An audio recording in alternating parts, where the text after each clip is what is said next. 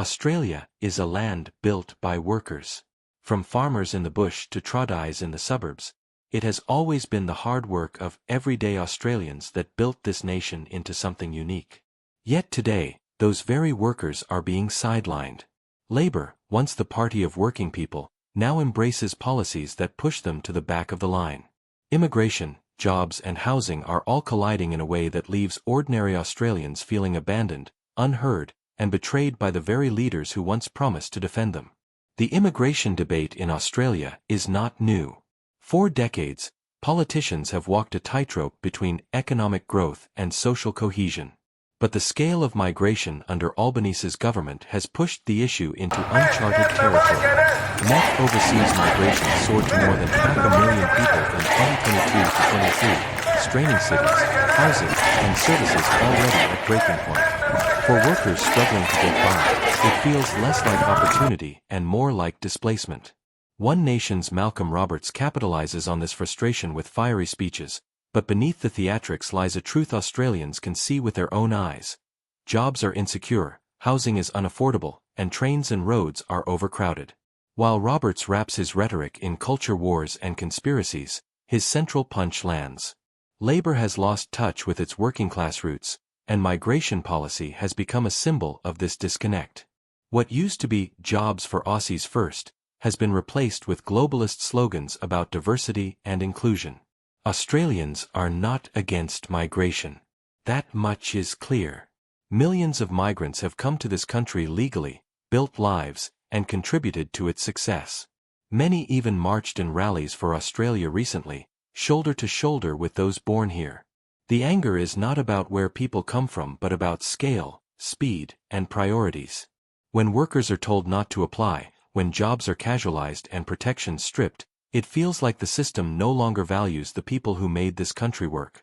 Julia Gillard herself once promised that foreign workers would never be placed ahead of Australians. In 2013, she vowed Labor would put Australian jobs first.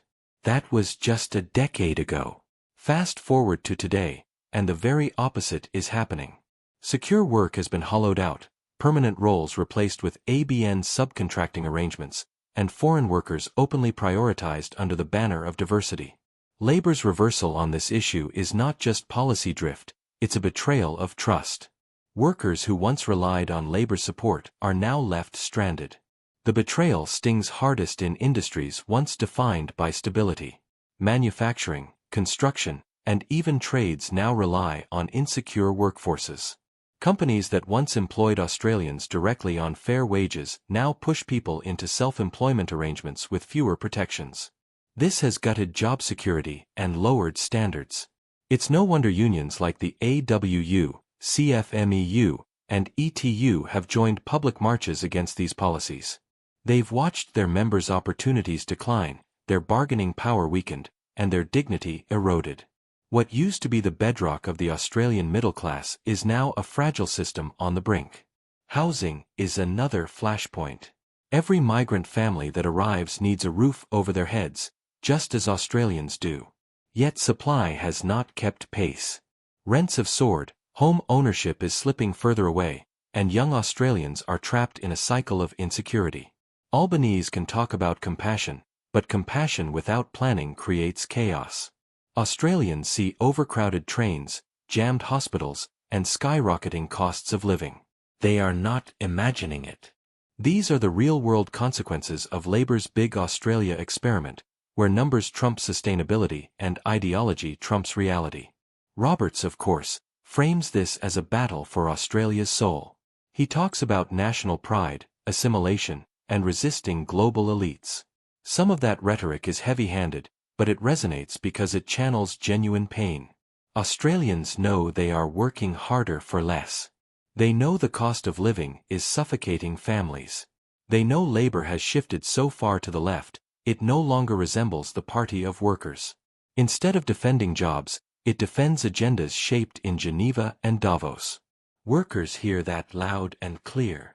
Labor's defenders accuse critics of racism or intolerance, but that misses the point entirely.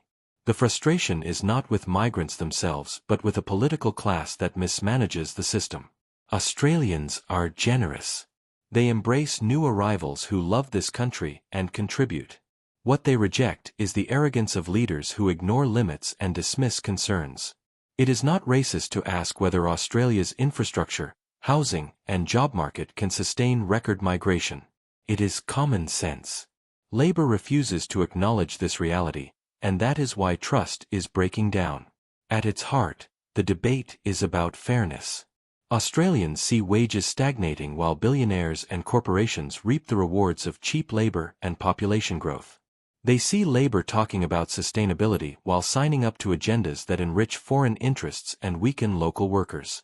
They see politicians lecturing them about tolerance while refusing to tolerate genuine criticism. The result is a toxic cycle where people feel betrayed, unheard, and alienated from their own government. This is not leadership, it's abandonment. The political cost is clear. Labor risks losing the very voters who once formed its base. Working-class Australians, union members, and young families now feel like strangers in their own movement. Roberts may be a showman, but he is speaking into a vacuum Labor itself created. By ignoring the pain of its base, Labor has given populists the perfect opening to channel discontent. Whether or not Roberts has the answers is irrelevant. What matters is that his criticisms hit home, while Labor offers little more than deflection and denial.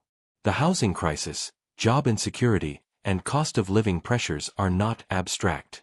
They are lived realities for millions of Australians. Migrants are not to blame for this, but unmanaged migration makes everything worse. Labor once understood that. Gillard knew it, even Rudd at times acknowledged it. But today's Labor leadership acts as if it can shame people into silence, dismissing concerns as fearmongering. That strategy might work in Parliament, but it doesn't work in the suburbs where families can't afford rent or buy a home. Australia has limits. No society can absorb endless growth without strain. The elastic band of community, economy, and identity eventually snaps. That's where we are heading, and Australians know it. They see the cracks in real time, schools crowded, hospitals overwhelmed, and wages stagnant. Labor's insistence on pretending otherwise only fuels the perception that it has abandoned reality itself. This is why voters are turning away, why marches grow larger, and why trust in institutions continues to collapse. People will only be ignored for so long before they fight back. The irony is that Australians are not demanding isolation. They are not closing the door to newcomers. They are asking for balance, fairness, and sustainability. They want migration that strengthens communities, not strains them. They want jobs that pay enough to live on, not insecure contracts that leave them broke.